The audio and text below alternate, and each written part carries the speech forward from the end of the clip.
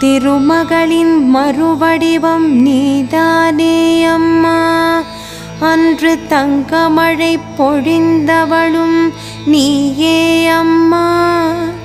ஆதிசங்கரருக்கு செவிசாய்த்த தயாபரியே, எங்கள் சங்கடங்கள் நீங்கிட நீ அருள்வாயம்மா. கோதை நாச்சியாரே துயிலெழுவாய்.